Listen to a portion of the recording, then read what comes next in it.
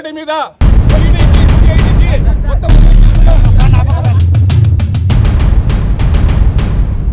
ఎవరికి కలెక్టర్ గారికి ఎస్పీ గారికి వస్తున్నా దాంట్లో రాద్ధాంతం ఎందుకు ఏముంది దీంట్లో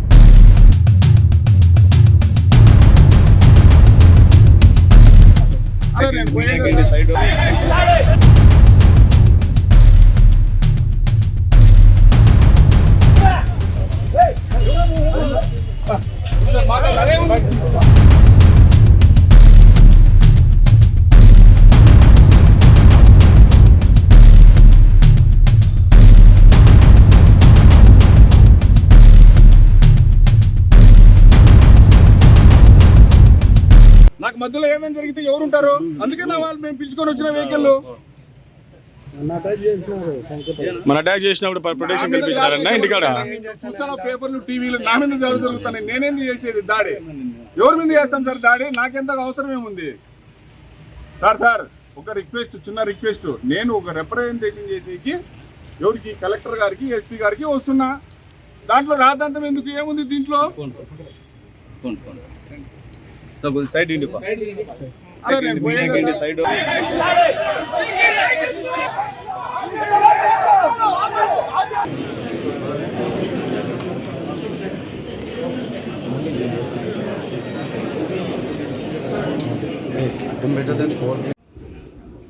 ఎదగకూడదు, ఎన్నో కుట్రలు చేస్తున్నారు. అదే తరుణంలో మొన్న మీరే చూశారు, పత్రికా వ్యవస్థలన్నా పత్రికా విలేకరులన్నా ఎలక్ట్రానిక్ మీడియా అన్నా మాకు ఎంతో గౌరవం ఉంది. కాకపోతే కొంతమంది వీళ్ళకి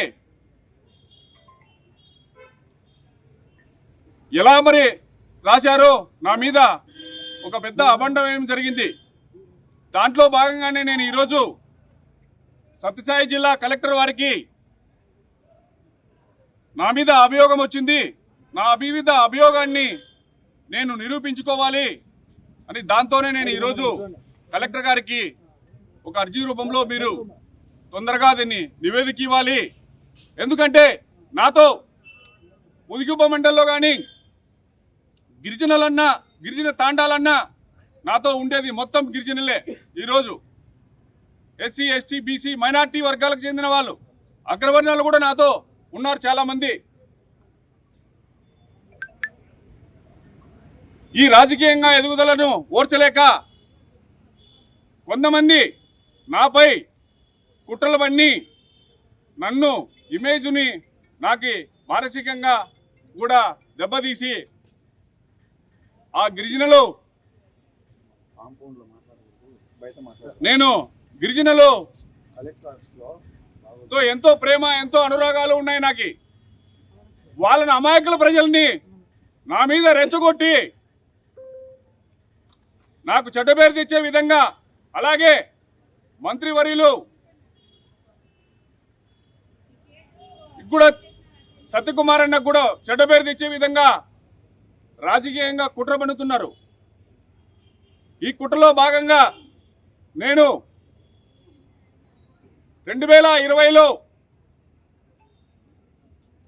ఒక ఎఫ్ఐఆర్ కట్టడం జరిగింది. 3/20, 4/20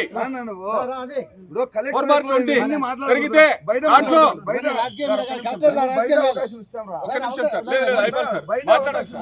దాంట్లో భాగంగా నేను ఈరోజు ఈ పల్లె రఘునాథ్ రెడ్డి మీద ఈడీకి సిఐడికి మొత్తం అందరికి ఇస్తున్నా.